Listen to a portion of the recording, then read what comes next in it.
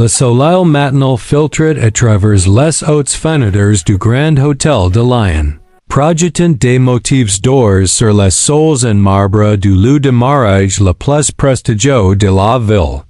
Céline Beaumont s'étendait devant un miroir ornant la suite nuptiale, adjustant la dentelle délicate de ses robes de mariée. En tant qu'urbaniste parmi les plus renommés de Lyon, elle avait investi tout son cœur à ses économies considérables dans cette journée. Chaque détail avait été méticuleusement choisi.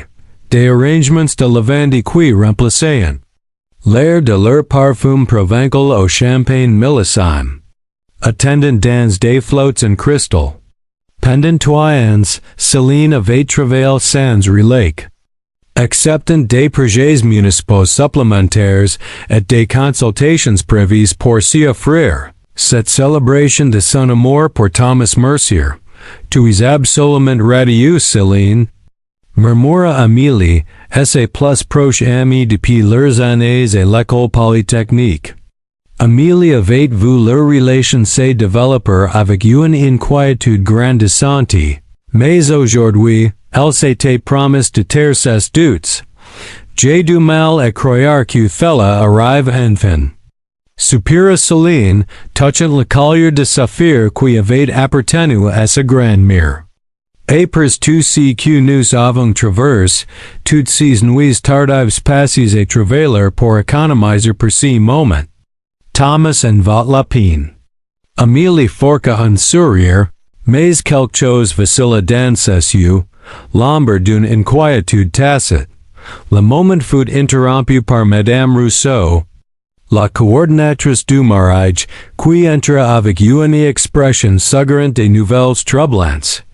Céline, ma chérie, nous devons discuter de quelque chose d'urgent, dit-elle prudemment. Il y a eu un problème avec le paiement final de la salle. Le virement bancaire que Thomas avait promis d'effectuer hier a été refusé pour fonds insuffisants. Céline sentit la pièce vaciller légèrement. C'est impossible. Thomas m'a assuré qu'il avait transféré l'argent de son compte professionnel.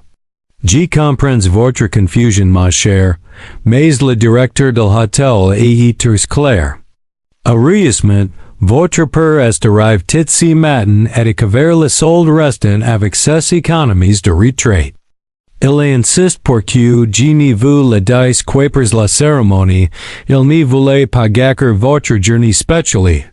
Les mots frapperont Céline comme un coup physique. Son père, Monsieur Laurent Beaumont, un ingénieur ferroviaire à la retraite qui avait fait des double services pendant des années pour financer ses études universitaires, venait de dépenser ses dernières économies pour sauver son mariage. Pendant ce temps, son futur mari avait menti sur ses contributions financières. Où est mon père? Demanda Céline, la voix tremblante. Il est dehors pour accueillir les invites, mais Céline, il m'a fait promettre. J'ai besoin d'air. L'interrompit Céline, se dirigeant vers le couloir. Alors qu'elle marchait dans le corridor, essayant de dégager cette révélation, elle passa derrière une colonne décorative près du salon des messieurs. Si qu'elle entendait ensuite la glace sur place la voix de Thomas, indéniablement arrogante, filtrait à travers la porte entr'ouverte. Alors, tu vas vraiment aller jusqu'au bout et la pauser? Demanda une voix que Céline reconnaît comme étant celle de Marc, l'associé de Thomas. Bien sûr. Répondit Thomas avec un rire qui lui glaça le sang. As-tu une idée de la valeur de ses signatures sur mes contrats d'aménagement? Céline a une réputation impeccable auprès du département d'urbanisme de la ville. Le pauser m'ouvre des portes auxquelles je n'aurais jamais pu accéder seul. Les jambes de Céline menaceront de se dérober. Elle se pressa contre la colonne, invisible pour ceux à l'intérieur. Mais est-ce que tu l'aimes? Insista Marc. Le rire de Thomas fut cruel. L'amour, Marc? L'amour est pour les imbéciles. Céline est un investissement, un excellent investissement. Elle est brillante avec les plans et les codes de construction, mais complètement aveugle quand il s'agit des gens. De plus, après aujourd'hui, elle sera légalement obligée de soutenir toutes mes entreprises commerciales. Queen est-il de l'argent que tu avais promis pour le mariage? Demanda une autre voix. Pierre, le cousin de Thomas.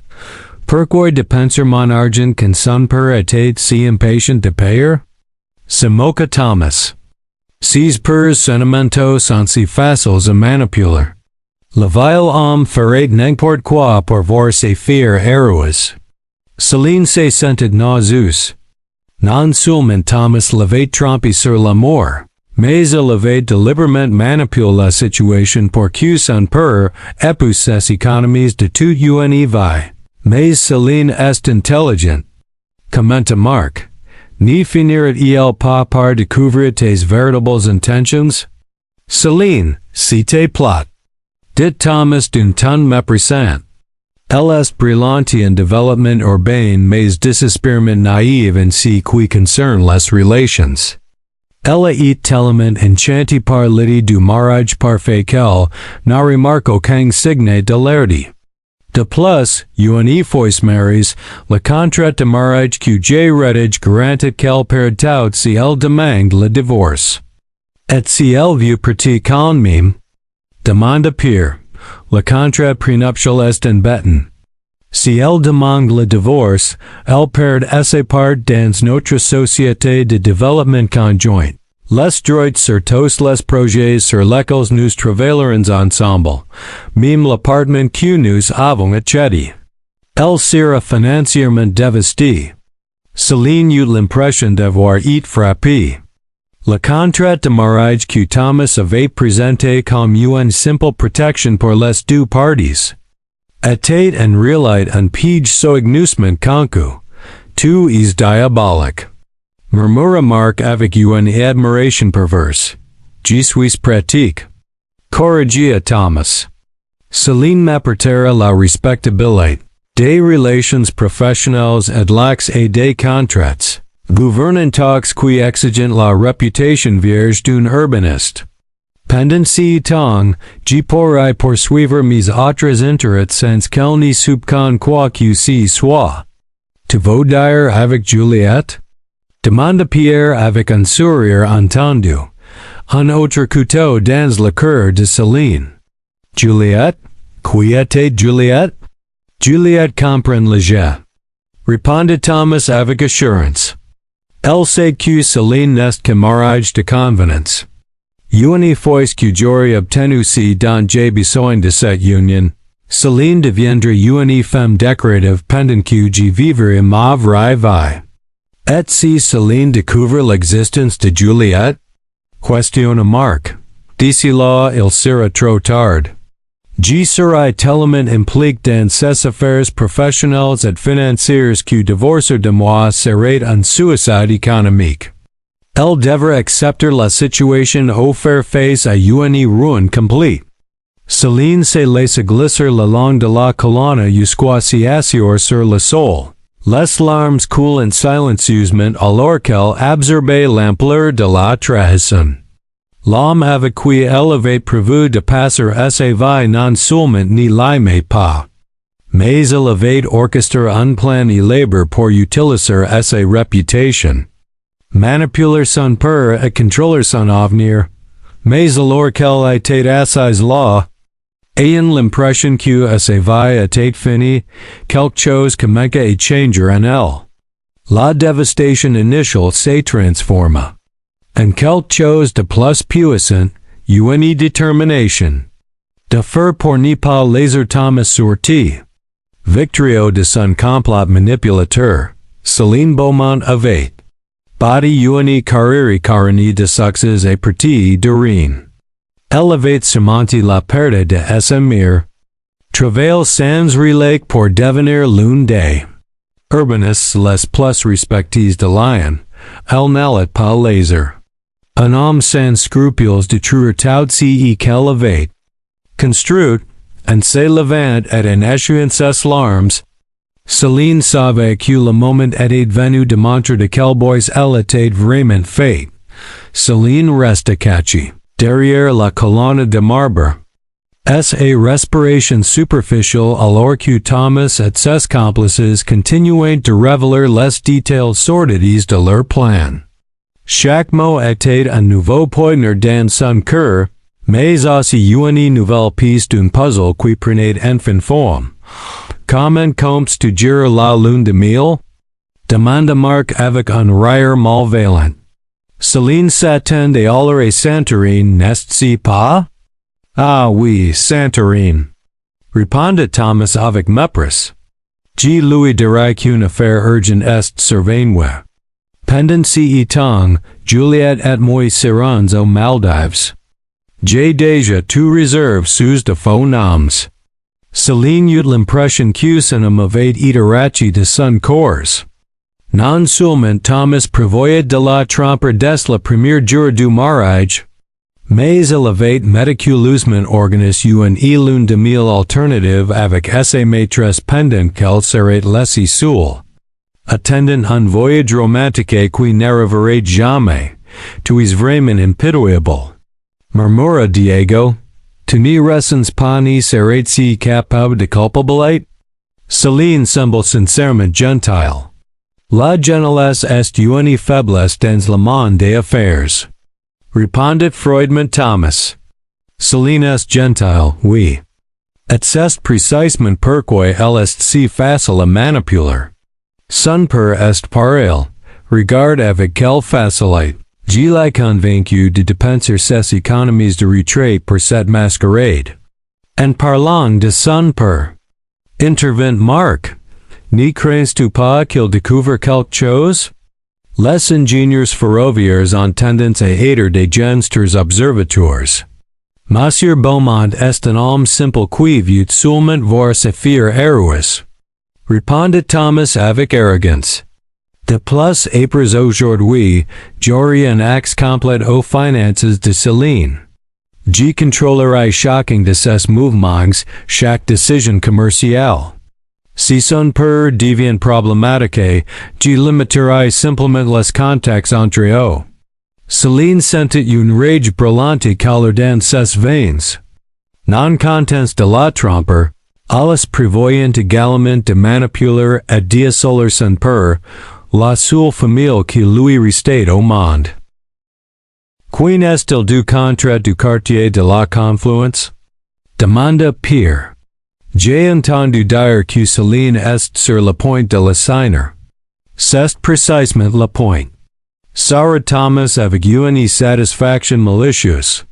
Le quartier de la Confluence est un projet de 50 millions d'euros.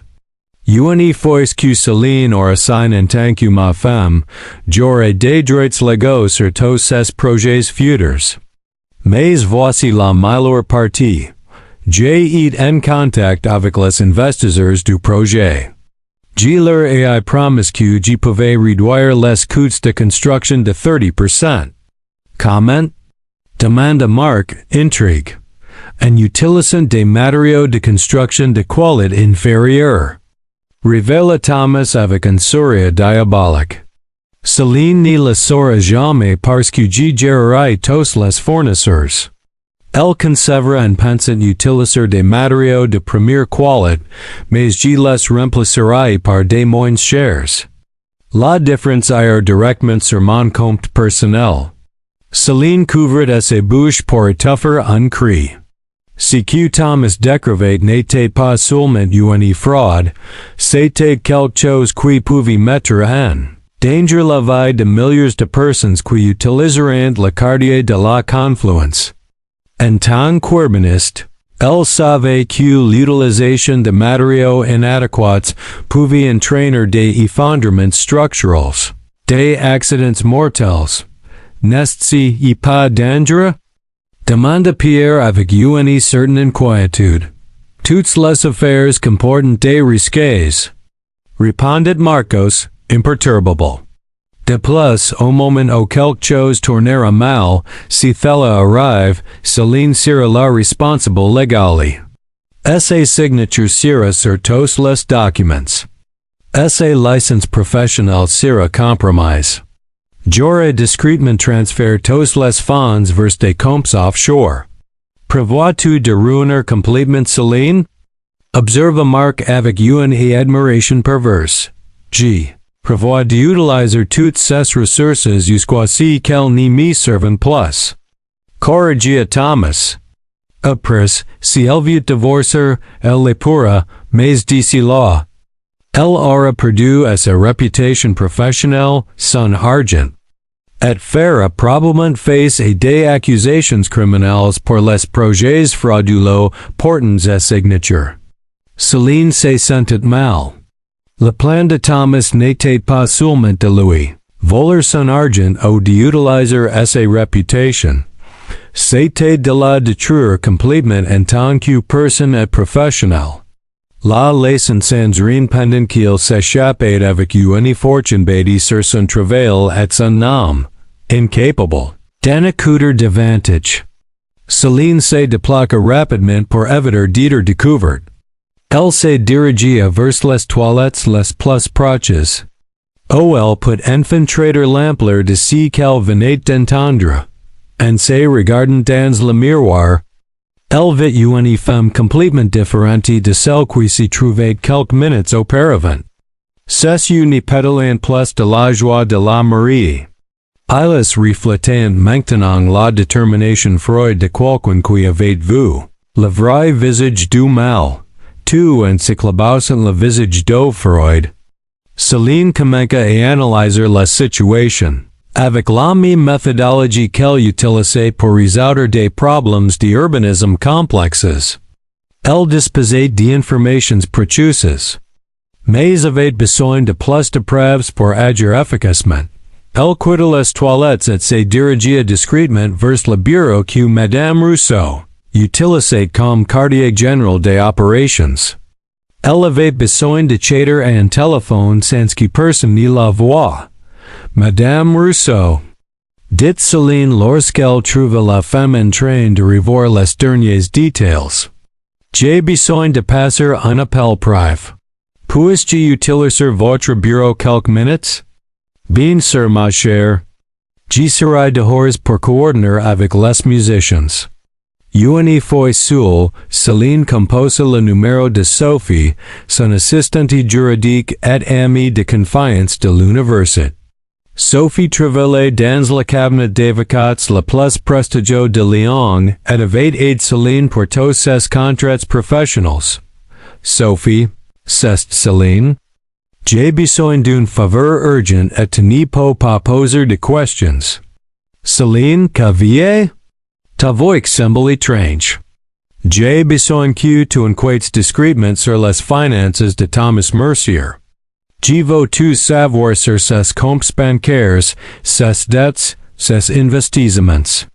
Aussi, renseigne-toi sur une femme nommée Juliette qui pourrait être associée lui. Céline, qu'est-ce qui se passe? Tu te maries dans moins d'une heure. C'est précisément pour cela que j'ai besoin de ces informations. Sophie, fais-moi confiance. Mon avenir dépend de ce que tu pourras découvrir dans les prochaines minutes. Donne-moi 15 minutes. J'ai accès aux bases de données financières depuis mon bureau. Je te rappelle à ce numéro. Céline raccrocha et attendit, son esprit travaillant furieusement pour élaborer un plan. Elle ne pouvait pas simplement annuler le mariage sans preuves concrètes. Thomas n'ira tuer sans preuves. Elle ne passerait que pour une Marie historique ayant les nerfs. Avant le mariage. Mais elle ne pouvait pas non plus se marier en sachant ce qu'elle savait. Elle avait besoin d'une stratégie qui non seulement la protégerait, mais exposerait également publiquement les véritables intentions de Thomas. Le téléphone sonna. Exactement 15 minutes plus tard. Céline CQJ trouve est inquiétant. Dit Sophie sans préambule. Thomas a des dettes dépassant les 2 millions d'euros auprès de prêteurs privés. Son entreprise est pratiquement en faillite. Il vit sur des prats et des credits, maintenant une efficacité de succès. Et Juliette? Juliette Moreau est son associé dans une société de conseil qui, selon les dossiers, recueille régulièrement des virements des comptes de Thomas. Mais voici la partie intéressante. J'ai trouvé des réservations totales aux Maldives. Pour cette semaine au nom de Thomas Mercier et Juliette Moreau. En tant que Monsieur et Madame Mercier. Céline ressentait un melon de colère et de satisfaction. Elle avait la preuve concrète de la tromperie. Sophie, j'ai besoin que tu fasses autre chose. Prépare des documents de divorce préventifs et assure-toi que nos avocats soient prêts à agir immédiatement après la cérémonie. Tu vas quand même te marier? Oui, mais pas pour les raisons que Thomas imagine. Après avoir raccroché, Céline retourna dans la suite nuptiale où Amélie l'attendait avec une expression inquiète. Céline, où étais-tu? J'étais cherché partout. Amélie, j'ai besoin que tu me promettes quelque chose. Dit Céline en prenant les mains de son ami. Peu importe ce qui se passe aujourd'hui. Peu importe ce que tu vas ou intends, j'ai besoin que tu me fasses confiance et que tu me suives. Tu me fais peur, Céline. Qu'est-ce qui se passe?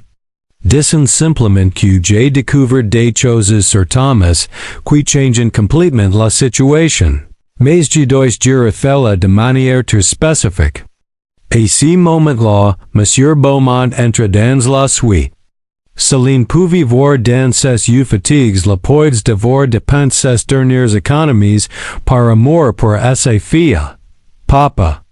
Céline s'approcha et le serra fort dans ses bras. Merci pour tout ce que tu as fait pour moi. Ma fille, je ferai toujours tout ce qui est en mon pouvoir pour ton bonheur.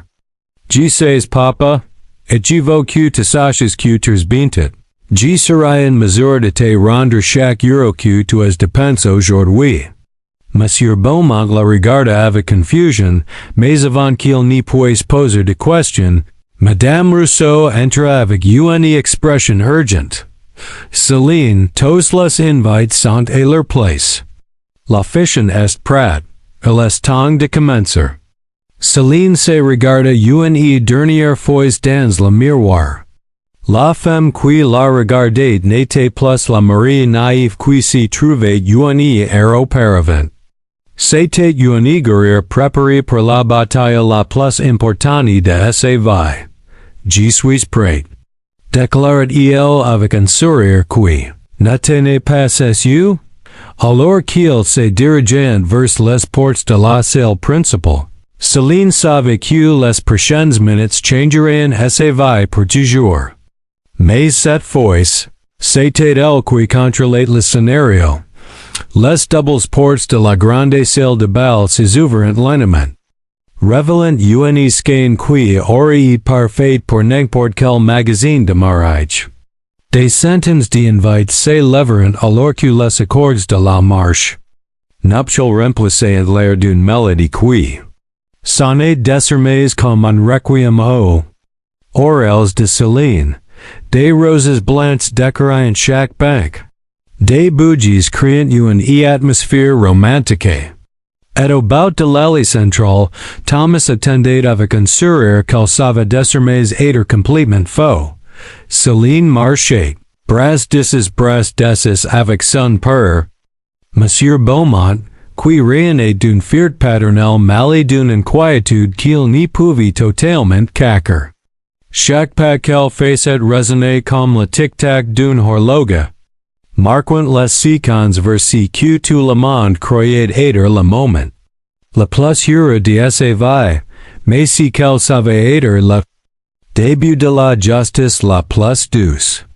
Qu'elle ait jamais orchestré, lorsqu'ils atteignirent enfin l'hôtel, Monsieur Beaumont souleva le voile de Céline et l'embrassa tendrement sur le front avant de la confier officiellement à Thomas. Le geste qui aurait dû être émouvant et beau ressemblait à un adieu chargé de présages funestes. Probin soindel. Dit Monsieur Beaumont à Thomas.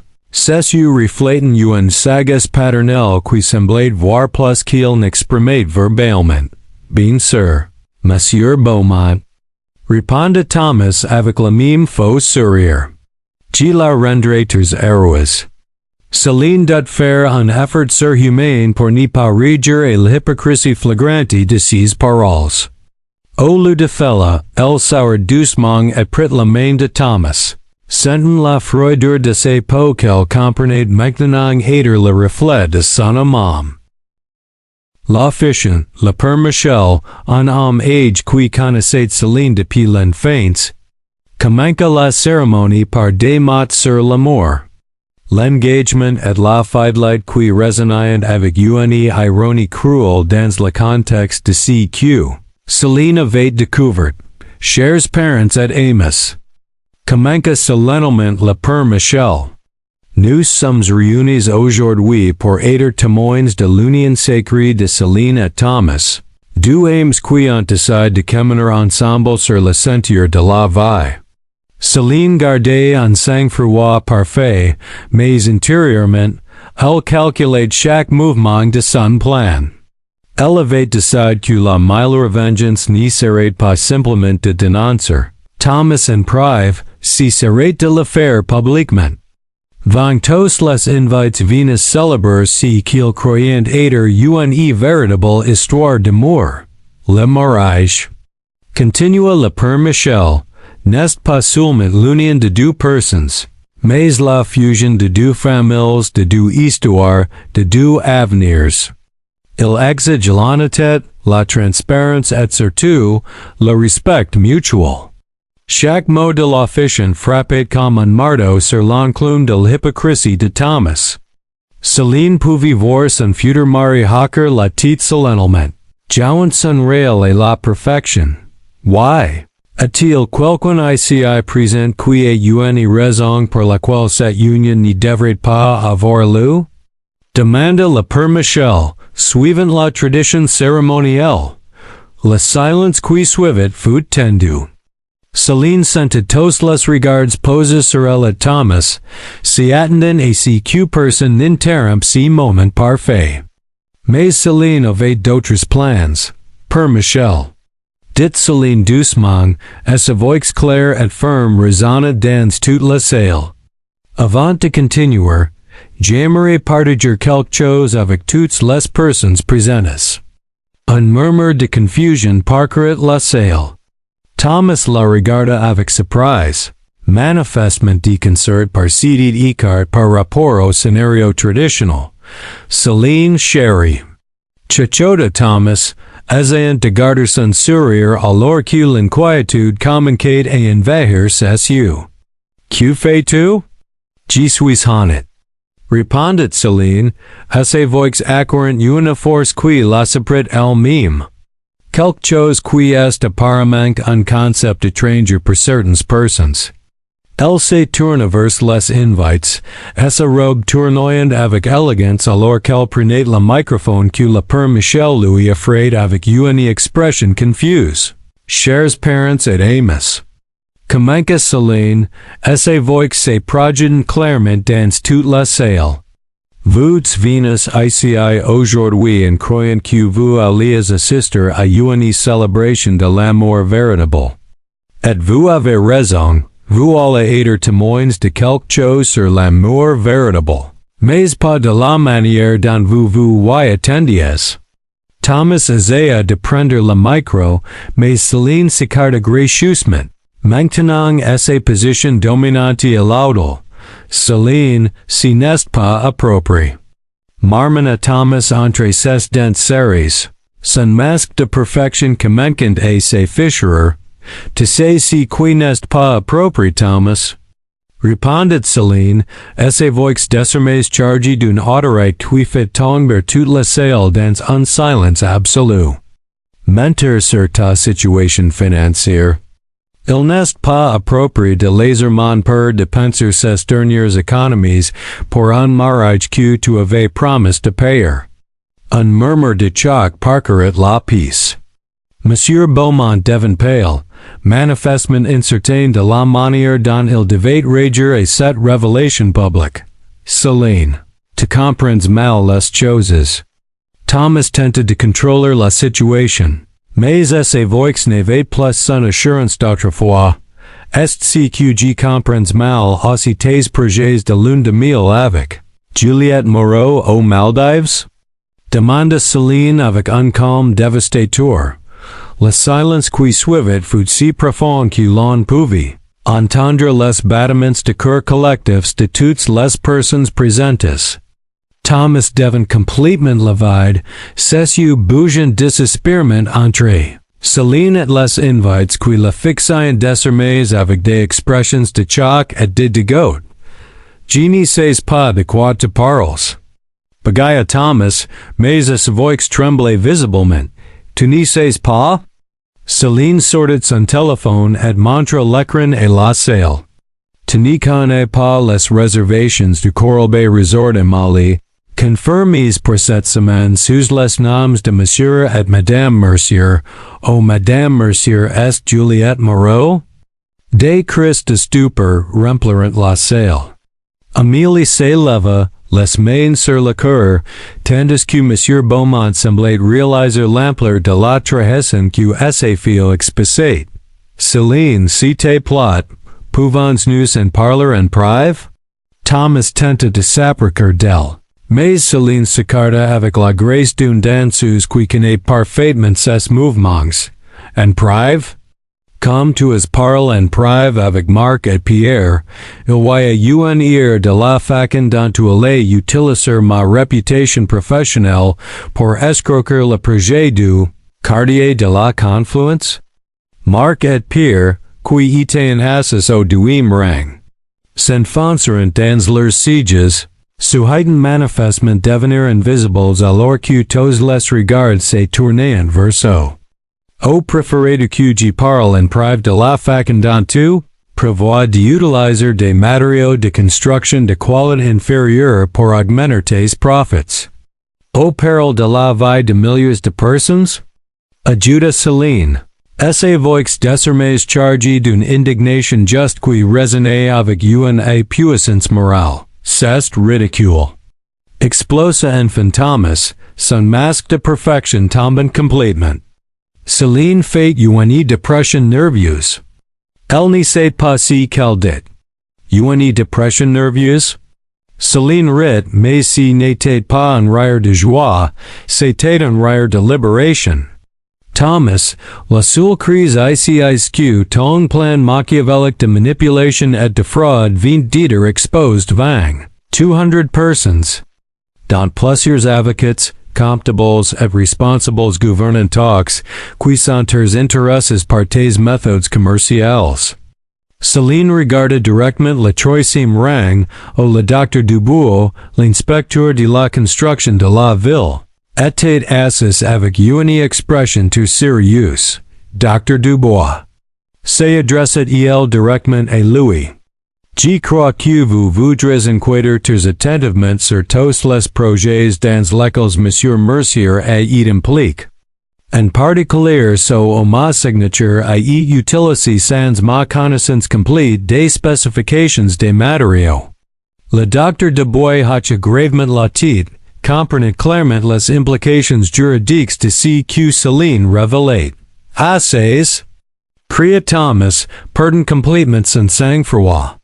Je ne te permettrai pas de ruiner ma réputation avec ces mensonges. Tes mensonges?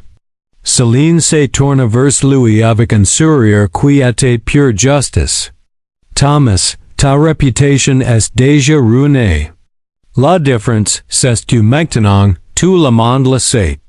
À ce moment-là, les portes de la salle s'ouvrent et Sophie, l'assistante juridique de Céline, entra avec plusieurs officiers de la police financière.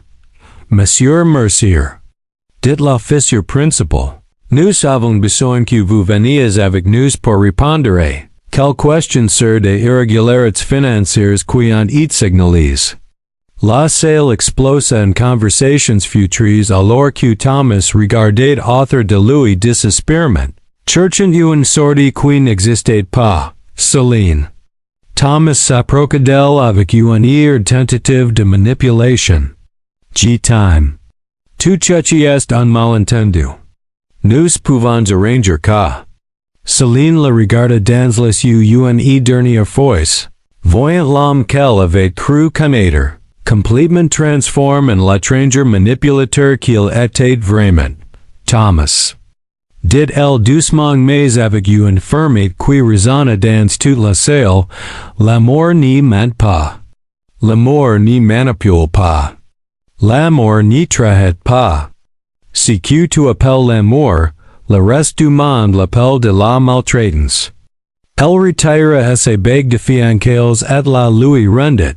Le diamant scintillant sous les lumières comme une larme cristallisée. Le mariage est terminé. Ananka Céline et la salle. Mais la célébration de la vérité, de la justice et de la dignité n'y fait que commencer. Un après ce que les médias internationaux avaient baptisé la révélation du mariage de Léon, Céline se tenait devant le miroir de son nouveau bureau au ministère de la Justice, préparant la conférence de presse la plus importante de sa vie. Le reflet qui lui renvoyait son image était celui d'une femme complètement transformée. Plus la naïve urbaniste qui avait fait l'épouser un prédateur. Mais désormais la directrice nationale du programme de prévention de la fraude émotionnelle, une initiative qui avait sauvé des centaines de femmes à travers le pays. Son téléphone vibra avec un message de Juliette. Oui. La même Juliette qui avait été l'accomplice de Thomas, mais qui s'était révélée être une autre victime de ces manipulations. Elles étaient devenues des alliés improbables. Travaillant ensemble pour éduquer les femmes sur la reconnaissance des relations. Manipulatrices. Thomas purgeait une peine de 30 ans dans une prison fédérale pour fraude. Blanchiment d'argent et association de malfaiteurs. Les 120 millions d'euros récupérés sur ces comptes offshore avaient distribués entre ces victimes. Permettant à Céline de rendre les économies de son père avec les intérêts. D'établir une fondation pour la prévention de la fraude, alors que Céline s'est préparée et annoncer l'expansion mondial de leur programme dans 50 pays. Elle réalisa quelque chose de profond. Thomas avait essayé de la détruire. Mais au lieu de cela, il avait libéré de chaque limitation qu'elle s'était imposée. Il l'avait involontairement forcé à découvrir des réserves de force que elle ne savait pas posséder. Les paroles de son père résonnaient dans son esprit. Parfois. Nous devons démolir des structures défectueuses avant de pouvoir construire quelque chose de solide. Thomas avait été une structure défectueuse dans sa vie. Ce qu'elle a construit après était son véritable héritage.